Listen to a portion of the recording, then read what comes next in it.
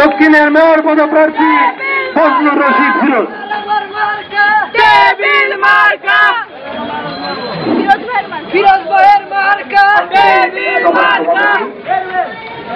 উপস্থিত নেতৃবৃন্দ, অত্র এলাকার মুরব্বিয়ানগণ, সমবেত ভাই ও বোনেরা, সবাইকে বাংলাদেশের কমিউনিস্ট পার্টি এবং বাংলাদেশের সমাজতান্ত্রিক দল বাসদ সমর্থিত এবং সকলের জন্য বাসযোগ্য ঢাকা আন্দোলনের প্রার্থী হিসাবে আমার ব্যক্তিগত তরফ থেকে টেবিল মার্কার পক্ষ থেকে সংগ্রামী সালাম ও শুভেচ্ছা জানাচ্ছি। বন্ধুগণ, ইতিমধ্যে আপনারা শুনেছেন যে আর মাত্র 11 দিন বাকি। 11 দিন পরে এই ঢাকা নগরের নির্বাচন অনুষ্ঠিত হতে যাচ্ছে। ঢাকা সিটি কর্পোরেশন, এই কর্পোরেশনের মেয়র এবং কাউন্সিলর, সংরক্ষিত আসনের কাউন্সিলরদের নির্বাচন অনুষ্ঠিত হবে। নগরবাসী তাদের ভোটাধিকার প্রয়োগের মাধ্যমে তাদের প্রতিনিধি নির্বাচন করবে।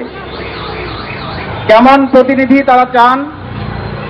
যারা বিগত দিনে এই নগরের বিভিন্ন সমস্যা সংকট সেগুলো সমাধানের দাবিতে, আপনাদের সমস্যা সংকট সমাধানের দাবিতে আপনাদেরকে সাথে নিয়ে আন্দোলন করেছে, সংগ্রাম করেছে, দাবি আদায়ের জন্য নানা কর্মসূচি গ্রহণ করেছে। সেই প্রার্থীকেই আপনারা নির্বাচিত করবেন। আমরা শুধু বলতে চাই, এই নগর নির্বাচন যেটা হচ্ছে সিটি কর্পোরেশনের মেয়র এবং কাউন্সিলরদের ক্ষমতা খুবই সীমিত। এখানে আপনাদের সামনে এসে নানা কথার ফুলঝুরি তারা ছড়াবে, নানা প্রতিশ্রুতি দেবে, এটা করব, সেটা করব, ওটা করব, সেটা করব, এই ধরনের নানা প্রতিশ্রুতি তারা দেবে। কিন্তু বাস্তবে তাদের এই প্রতিশ্রুতি বাস্তবায়ন করার ক্ষমতা নাই। আইনগত সীমাবদ্ধতা আছে। সিটি কর্পোরেশনের যে আইন বিধি, সেই বিধিতে আছে সিটি কর্পোরেশনের পক্ষ থেকে কর্পোরেশন কি করবে? নগরের পথচারীদের পারাপারের ব্যবস্থা করবে, অর্থাৎ জেব্রা ক্রসিং এইগুলো দেবে। সিটি কর্পোরেশন কি করবে? সেখানে নগরের বাতির ব্যবস্থা করবে। এখন সেই বাতি কি সিগন্যাল বাতি না রাস্তার বাতি, এটা উল্লেখ নাই। ধরে নিলাম আমি দুইটা বাতিরই তারা ব্যবস্থা করবে, তাহলে সিগন্যাল বাতি এবং রাস্তার বাতি, এই দুই বাতির ব্যবস্থা করবে। আর কি ক্ষমতা আছে? যে নগরের যে বর্জ্য, এই বর্জ্য আবর্জনা সেগুলো পরিষ্কার করবে, নগরকে পরিচ্ছন্ন রাখবে। আর এর বাইরে আরেকটা ক্ষমতা আছে, সেটা জীবিতদের জন্য না, মৃত ব্যক্তিদের জন্য। ঢাকা সিটি কর্পোরেশনের মধ্যে যেই সমস্ত কবরস্থান আছে, সেই কবরস্থানের রক্ষণাবেক্ষণ করা। তাহলে বুঝেন যে সিটি কর্পোরেশনের দায়িত্ব কতটুকু সীমাবদ্ধ করে রাখা হয়েছে। অথচ এই সিটি কর্পোরেশনের সমস্যা অনেক। এই নাগরিকদের কাছ থেকে অনেক বেশি করে ট্যাক্স চাওয়া হয়। সাধারণ গ্রামের মানুষের চেয়ে অন্যান্য শহরের তুলনায় সিটি কর্পোরেশনের আওতাভুক্ত এলাকায় মানুষজন কর দেয় বেশি, সুবিধা পায় কম। সে কারণে আমরা বলতে চাই, এই সিটি কর্পোরেশনের নাগরিকদের যে সমস্যা, তাদের যে সুযোগ সুবিধা প্রাপ্য, তাদের যে অধিকার, সেই অধিকার বাস্তবায়নের জন্য নগরবাসীকে ঐক্যবদ্ধ হতে হবে, সরকারকে বাধ্য করতে হবে এই নগরবাসীর সুযোগ সুবিধা এবং অধিকার বাস্তবায়নের জন্য আইনের পরিবর্তন করা, সংশোধন করা, অর্থাৎ একটা নগর কাউন্সিল অথবা নগর সরকার গঠন করার মধ্য দিয়ে নগরে যে 56টা সংস্থা, 8টা মন্ত্রণালয় ক্রিয়াশীল আছে, সেবামূলক কাজ করে থাকে, তাদের সমন্বয় সাধনের জন্য একটা নগর কাউন্সিল বা নগর সরকার গঠন করতে হবে। আমরা কমিউনিস্ট পার্টি এবং বাসদের পক্ষ থেকে সেই নগর সরকারের দাবি নিয়ে আপনাদের সামনে আসন্ন সিটি কর্পোরেশন নির্বাচনে আমরা প্রতিদ্বন্দ্বিতা করছি। আপনাদের রায় পেলে সেই নগর সরকার আদায়ের জন্য আমরা আন্দোলন গড়ে তুলব, সংগ্রাম গড়ে তুলব। কারণ কি আপনারা জানেন, এই যে এখন বর্ষাকাল শুরু হয়ে যাচ্ছে, বৃষ্টি হচ্ছে, জুন ফাইনাল হয়ে যাচ্ছে, বাজেটে যে টাকা আছে সেটা খরচ করে ফেলতে হবে। সেই কারণে দেখবেন রাস্তাঘাটে বিভিন্ন জায়গায় খোঁড়াখুড়ি শুরু হয়ে গেছে। তিতাস গ্যাস এক সময় রাস্তা খুঁড়ে, টিএনটি এক সময় রাস্তা খুঁড়ে, ওয়াসা এক সময় রাস্তা খুঁড়ে। এই সময় কোনোটার সাথে কোনোটার সমন্বয় নাই। এগুলো দেখভাল করার মালিককে এই সিটি কর্পোরেশনের হাতে কিন্তু এই ক্ষমতা নাই। কাজে সিটি কর্পোরেশন তাকে সম্পূর্ণ ক্ষমতা দিতে হবে, যাতে করে ওয়াসা, ওয়াবদা, টিএনটি, তিতাস গ্যাস যেই তার উন্নয়ন কর্মকাণ্ড করুক না কেন, সিটি কর্পোরেশনের অনুমতি সাপেক্ষে সমন্বিতভাবে সেই কাজ করতে হবে। অর্থাৎ শীত মৌসুমে অক্টোবর থেকে ফেব্রুয়ারি মাস, সেই মার্চ মাস পর্যন্ত এই সময়ের মধ্যেই সকল উন্নয়নমূলক কাজ সেগুলো সম্পন্ন করতে হবে। এইভাবে নির্দিষ্ট সময়সীমা নির্ধারণ করে দিতে হবে। আমরা সেই দাবিতে লড়াই করছি। সংগ্রামী বন্ধুগণ, ভোটের আগে অনেকেই আসে, একটা গল্প আছে যে এক লোক গ্রামে ভোট দিতে গেছিল, দীর্ঘ 5-7 কিলোমিটার রাস্তা রোদের মধ্যে হেঁটে ভোট দিতে গেছে।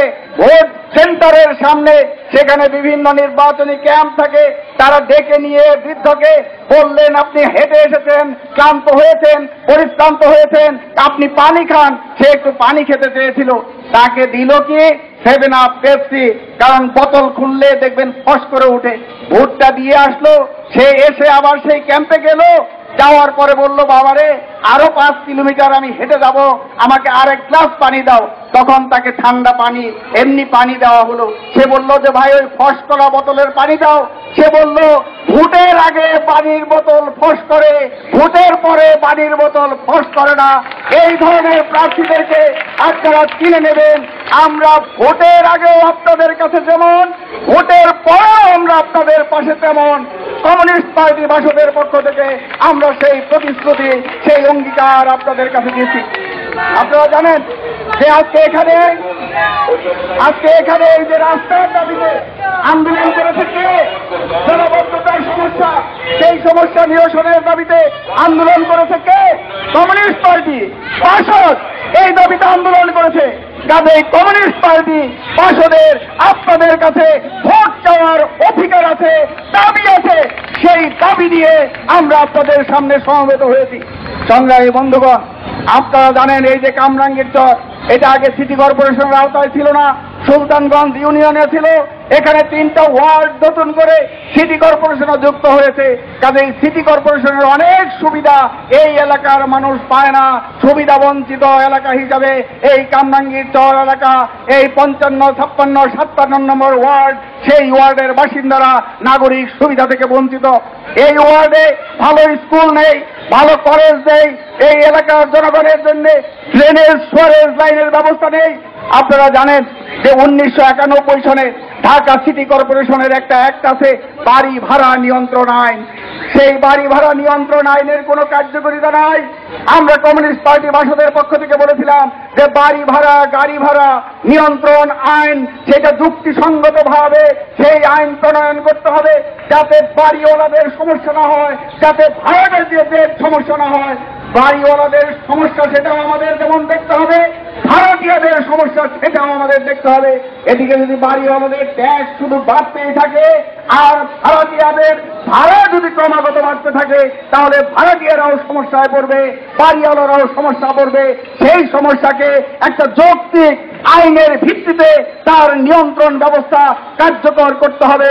আমরা তাই আমাদের নির্বাচন প্রতিশ্রুতিতে বলেছি যে যৌক্তিক বাড়ি ভাড়া আইন প্রণয়ন ও কার্যকর আমরা করব এই সিটি কর্পোরেশনে, যদি আপনাদের রায় পায়। আর রায় পেয়ে নির্বাচিত না হলেও এই দাবিতে আমাদের আন্দোলন অব্যাহত থাকবে। কমিউনিস্ট পার্টি এবং বাসদ সেই দাবিতে আন্দোলন করবে।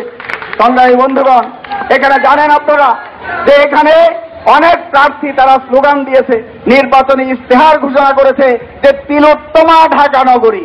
তাদেরকে নিয়ে তিলোত্তমা ঢাকা নগরী আমরা কমিউনিস্ট পার্টি বাসদের পক্ষ থেকে স্লোগান দিয়েছি যে শুধু ধনীদের জন্য নয়, গরিব, মধ্যবিত্ত, সাধারণ জনগণ সর্বস্তরের মানুষের ঢাকা আমরা চাই, শুধু ধনীদের নয়, সকলের জন্য বাসযোগ্য ঢাকা আমরা গড়ে তুলতে চাই। তিলোত্তমা ঢাকা গড়ে তুলতে তখন কি আসে, যে বস্তি উচ্ছেদ করো। তিলোত্তমা ঢাকা করতে হবে, রিক্সা উচ্ছেদ করে দাও ঢাকা শহর থেকে। তিলোত্তমা ঢাকা গড়ে তুলতে হবে, হকার উচ্ছেদ করে দাও ঢাকা শহর থেকে। আমরা বলতে চাই, না, হবে না। রিক্সা, বস্তি, হকার পুনর্বাসন ছাড়া উচ্ছেদ করা যাবে না। এই অঙ্গীকার নিয়ে আমরা কমিউনিস্ট পার্টি এবং বাসদের পক্ষ থেকে আমরা এই নির্বাচনে আপনাদের সামনে হাজির হয়েছি, ভোট প্রার্থনা করছি। সংগ্রামী বন্ধুগণ, আমাদের আন্দোলন অব্যাহত আছে, আমাদের সংগ্রাম অব্যাহত আছে। সেই আন্দোলন এবং সংগ্রামের অংশ হিসেবেই আমরা এই সিটি কর্পোরেশন নির্বাচনে আমরা অংশগ্রহণ করেছি। আন্দোলনে যদি আপনাদের রায় পায়, তাহলে আমাদের আন্দোলন গতি পাবে, আরো বেগবান হবে। কারণ আমাদের সাংগঠনিক শক্তি এবং প্রশাসনিক প্রাতিষ্ঠানিক শক্তি, এই দুই শক্তির মাধ্যমে আমরা আমাদের বিজয় ফিরিয়ে আনতে পারবো। জনগণের, নাগরিকদের অধিকার, সেই অধিকার বাস্তবায়ন করার সুযোগ পাবো।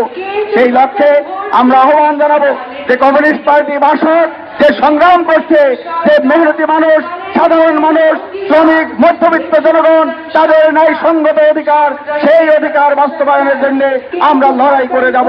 সংগ্রামী বন্ধুগণ, আপনারা জানেন যে রাগিব হাসান মুন্না বন্ধু বলেছেন, যে সিটি কর্পোরেশন এটা একটা দুর্নীতির আখড়ায় পরিণত হয়েছে, একটা দলীয়করণের পরাকাষ্ঠায় পরিণত হয়েছে। এখানে আমলাতান্ত্রিক যে জটিলতা, সেই জটিলতার কারণে সাধারণ মানুষ সিটি কর্পোরেশনের যে নাগরিক সেবা, সেই সেবা থেকে বঞ্চিত হতে চলেছে। আমরা সে কারণে বলেছি যে এই সিটি কর্পোরেশনকে আমলাতন্ত্র মুক্ত করা হবে, এই সিটি কর্পোরেশনকে দলীয়করণ মুক্ত করা হবে, এই সিটি কর্পোরেশনকে দুর্নীতি মুক্ত করা হবে। আপনারা জানেন ঢাকা দক্ষিণ সিটি কর্পোরেশন, তার বাজেট 700 কোটি টাকা।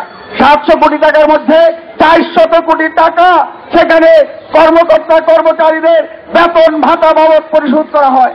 200 কোটি টাকা সরকারি তহবিল থেকে আসে, আর 100 কোটি টাকা আসে বিদেশি ঋণ সাহায্য অনুদান। এই 300 কোটি টাকা দিয়ে উন্নয়ন কাজ কি হবে? উন্নয়ন কাজ তেমন করতে পারে না। তারপরেও এই যে 300 কোটি টাকা, এই 300 কোটি টাকার মধ্যে 40% দুর্নীতির মাধ্যমে অপচয় হয়, লুটপাট হয়। দুর্নীতি বন্ধ করা গেলে এই টাকা উন্নয়ন কাজে বরাদ্দ করে এই ঢাকা নগরের উন্নয়ন সম্ভব। নগরবাসীর যে অধিকার, সেই অধিকার বাস্তবায়ন সম্ভব। আপনারা জানেন এই ঢাকা নগরে সাধারণ মানুষ রাস্তাঘাটে চলাফেরা করে। এই রাস্তাঘাটে চলাফেরা করতে গেলে সিটি কর্পোরেশনের এই কাজটা করতে পারে। পাবলিক টয়লেট, সেই পাবলিক টয়লেটের সুবিধা কই? পুরুষরা তারা তো হয়তো আড়ালে আবদালে রাস্তার ধারে সেখানে তাদের প্রস্রাবটা সেরে নিতে পারে, কিন্তু আমাদের নারীরা তারা কোথায় যাবে? রাস্তায় বেরোলে তারা কোনো পাবলিক টয়লেটের সন্ধান পায় না। ঢাকা শহরে 1,64,00,000 মানুষের বাস, সেইখানে মাত্র 36টা, উত্তরে 28টা, আর এখানে দক্ষিণে 20টা, এই 48টা, তার মধ্যে 36টা এখন কার্যকর আছে। সেই 36টা পাবলিক টয়লেটের ব্যবস্থা কি? সেখানে দুর্গন্ধ, ঢুকতে পারে না, আপনারা যেতে পারবেন না, নাকে রুমাল দিয়েও সেই পাবলিক টয়লেট ব্যবহার করতে পারবেন না। আর নারীদের জন্য কোনো ব্যবস্থাই নেই। আমরা সে কারণে বলেছি ঢাকা শহরে 1,64,00,000 প্রতি 10,000 মানুষের জন্য একটা পাবলিক টয়লেট হলেও এখানে কম করে হলেও 564টা পাবলিক টয়লেট দরকার।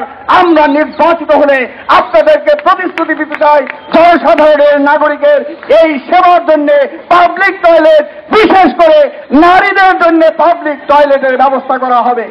সংগ্রামী বন্ধুগণ, আমরা বলেছি যে এই নগরে নারী এবং শিশুর বিকাশের জন্য কোনো পর্যাপ্ত ব্যবস্থা নাই। এখানে খেলার মাঠ, পার্ক, সেগুলো দখল হয়ে গেছে, নদী দখল হয়ে গেছে। ঢাকা শহরে 43টা খাল ছিল, তার মধ্যে 23টা এখন আছে, আর বাকিগুলো নাই। যেই 23টা আছে সেটা একটা ড্রেনের মতো, নর্দমার মতো হয়ে গেছে। এই ঢাকা শহর, এক সময় এই ঢাকা শহরকে বলা হতো প্রাচ্যের ভ্যানিস শহরের সাথে তুলনা করত। এই ঢাকা শহরের চারদিকে 4টে নদী, বুড়িগঙ্গা নদী, তুরাগ নদী, বালু নদী, শীতললক্ষা নদী। এই নদীগুলোর অবস্থা কি? নদী দখল হয়ে গেছে, নদী দূষিত হয়ে থেকেছে। বড় বর্জ্য এবং কারখানার বর্জ্যে এই নদীর পানি ব্যবহার অনুপযোগী হয়ে গেছে। কারা করেছে? নদী দখল মুক্ত করার জন্য, দূষণ মুক্ত করার জন্য বারে বারে আওয়াজ দেয়, আন্দোলন করে আমরা আন্দোলন করেছি বাবার পক্ষ থেকে, বাপার পক্ষ থেকে, সিটি নিবাসনের পক্ষ থেকে এই নদী খাল দখল মুক্ত করা, দূষণ মুক্ত করার জন্য। কিন্তু কিছুদিন পরেই সেই উদ্যোগ ভেস্তে যায়। কেন যায়? যারা সরকারে আছে এবং যারা সরকারের বাইরে থেকে সরকারে যেতে চায় তার দলীয় লোকজন ওই নদী দখল করেছে, খাল দখল করেছে। নদী দখল, খাল দূষণের জন্য তারা দায়ী। সে কারণে দূষণ মুক্ত করতে পারে না, দখল মুক্ত করতে পারে না। আমরা প্রতিশ্রুতি দিতে চাই, আমরা যদি নির্বাচিত হতে পারি এই নদী, খাল, পার্ক, খেলার মাঠ এগুলো দখল এবং দূষণ থেকে মুক্ত করা, দখল মুক্ত করে এগুলো উদ্ধারের ব্যবস্থা করা হবে, আইনগত পদক্ষেপ নেওয়া হবে। পাশাপাশি আপনাদের নাগরিকদের সমন্বয়ে নাগরিক কমিটি করে নাগরিক আন্দোলনকে সিটি কর্পোরেশনের পক্ষ থেকে পৃষ্ঠপোষকতা করে এই যে জনগণের সম্পদ সেগুলো জনগণের হাতে ফিরিয়ে দেওয়া হবে। এই অঙ্গীকার নিয়ে আমরা সিটি কর্পোরেশন নির্বাচন করছি। আমরা বলছি এই নগর শুধুমাত্র উপর থেকে সিদ্ধান্ত দিয়ে সেটা বাস্তবায়ন হবে না। আমরা বলছি নিচে থেকে মতামত গঠন করে সিদ্ধান্ত গ্রহণ করতে হবে। নগর কাউন্সিল সেটাকে পর্যালোচনা করবে, সেই সিদ্ধান্ত কতটুকু বাস্তবায়ন হলো, সেটা কার্যকরী কিনা সেটা বাস্তবায়ন করে পর্যালোচনা করে কতটুকু অগ্রগতি হলো তার ভিত্তিতে প্রয়োজনে সিদ্ধান্ত পরিবর্তন করে সেগুলো বাস্তবায়নের উদ্যোগ নেওয়া হবে। ওয়ার্ডে ওয়ার্ডে প্রতি মাসে সভা করে নাগরিকদের মতামত দেওয়া হবে। সেই মতামতের ভিত্তিতে সিটি কর্পোরেশন চলবে। সিটি কর্পোরেশনকে বিকেন্দ্রীকরণ করা হবে, অর্থাৎ শুধুমাত্র নগর ভবনে সিটি কর্পোরেশনের কাজ সীমাবদ্ধ নয়। ওয়ার্ড কাউন্সিলর সেটাকে সক্রিয় করতে হবে, জবাবদিহিতার মাধ্যমে আনতে হবে। প্রতি 6 মাস অন্তর অন্তর জনগণের সামনে প্রকাশ্যে তার কাজকর্মের হিসাব জবাবদিহিতা প্রকাশ করা হবে। এই অঙ্গীকার নিয়ে আমরা নগরে নির্বাচনে অবতীর্ণ হয়েছি। আশা করি নগরের ভোটারগণ, নাগরিকবৃন্দ সৎ যোগ্য প্রার্থীকে দেখে শুনে বুঝে নিজের বিবেকের মনুষ্যত্বের কাছে প্রশ্ন করে বিবেকবান, যুক্তিবান, সৎ যোগ্য প্রার্থীকে নির্বাচিত করবে। সংগ্রামী বন্ধুগণ, আপনারা আমাদের একটা কথা শুনি যে আপনারা তো পাস করবেন না, কারণ মরার আগে আপনারা মরে যান, ভোটের আগে আপনারা পরাজিত এবং জয় করে ফেলেন। আপনার ভোট আপনি দেবেন, একজন হলে 1 ভোট দেবেন। আমরা দেখাতে চাই জনগণের শক্তি, আন্দোলনের শক্তি, নৈতিক শক্তির পিছনে কত মানুষের সমর্থন আছে, এটাই হলো ভোটের মাধ্যমে প্রমাণ হবে। আমরা বলতে চাই, আপনারা বলেন যে ভোটটা পচায় লাভ কি? যে আওয়ামী লীগকে দেখতে পারেন না সে বিএনপিকে ভোট দেন, যে বিএনপিকে দেখতে পারেন না তখন আওয়ামী লীগকে ভোট দেন। আমরা বলতে চাই এইভাবে একবার ঘাস পাও, একবার খালি পাও। চোরের থেকে ডাকাতের দিকে, ডাকাতের থেকে চোরের দিকে এইভাবে আপনারা না গিয়ে আপনারা আপনাদের নৈতিক শক্তি, বিবেকের শক্তি, মনুষ্যত্বের শক্তি তার পক্ষে আপনারা দাঁড়াবেন। আপনার ভোট পড়বে তখনই যদি একটা চোর, ডাকাত, কালো টাকার মালিক, দুর্নীতিবাজ, অসৎ মানুষকে ভোট দেন, তাহলে আপনাদের ভোট পড়বে, বিবেক পড়বে, আর সৎ যোগ্য আন্দোলনকারী শক্তির